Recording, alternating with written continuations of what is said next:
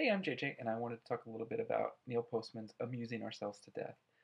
It's probably the number one go-to book if you're looking for uh, the philosophy of epistemology and media um, and how television affects us. This is a topic that I've done a lot of research in and read a lot of different works on, and this probably is still the de facto book for that. Um, One of the things that Postman does really well is focuses on the epistemology of media, and he starts with the written word and is able to kind of compare and contrast and show how television is different from the written word in that sense. The biggest difference he points out is speed. With television, the images just come at us. We don't have time to stop and pause and reflect and think about what we see on television.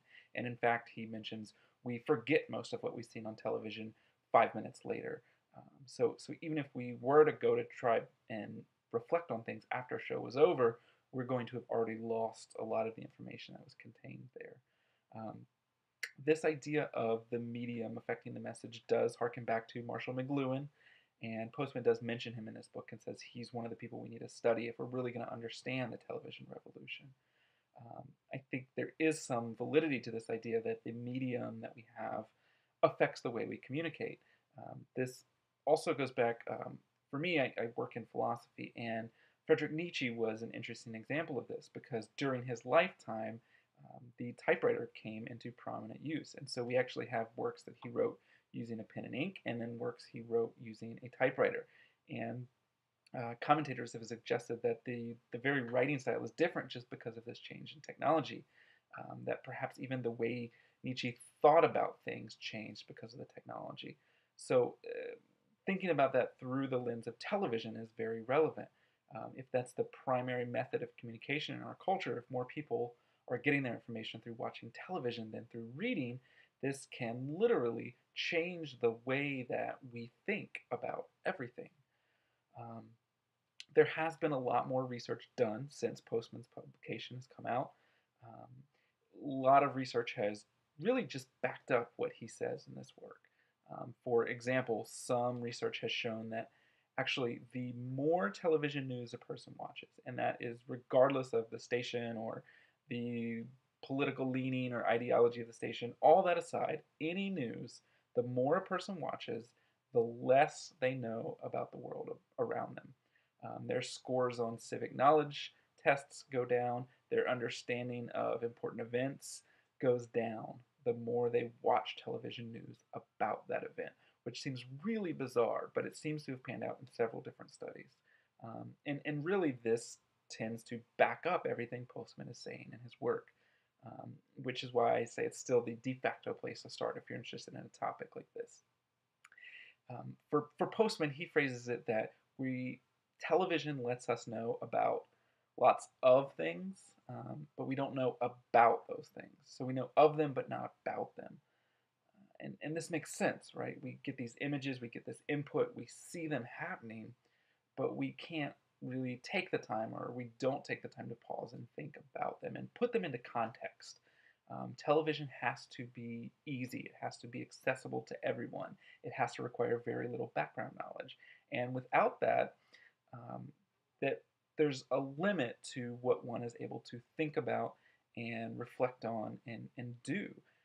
So if you can't have any of that, you can't have context to knowledge. So Postman is essentially arguing in this book that television is eliminating contextual knowledge. The result is a lot of apathy. It becomes harder to look at any kind of sustained argument. It becomes harder to put arguments or discussions in context.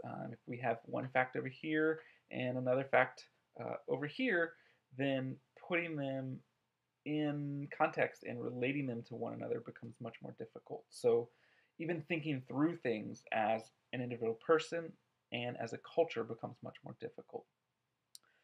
One of the criticisms he makes in the book that particularly stood out to me is that our philosophers in our day and age have given us no guidance on this. And part of the reason is because we've been worried about ideological threats, people coming in and trying on purpose to enslave us. But the problem with television is that no one is behind it. There's no sinister movement trying to make this happen. It just, as a society, we have become apathetic. We don't care. And there really has been little philosophy that's been done on that. Um, and so that's a particular interest to me because I deal with philosophy. I teach philosophy, and I've actually used the assignment that's mentioned in the introduction, the 24-hour e-media fast. I've assigned this to students I've had, and the results were really interesting. Um, some of the students absolutely loved taking the 24 hours without any kind of electronic media, and a good number also absolutely hated it. Um, but the things they wrote about that they experienced during this e-media fast were particularly interesting. One of my students mentioned that they got caught in bad weather because they weren't able to watch the Weather Channel that morning. And instead of looking out the door and making observations about the weather and kind of having an idea about what they should do, they left and didn't have any kind of preparation. And so it ended up raining and they were completely drenched. Another student reported that they went on a road trip with this person who had been their best friend for 8 years.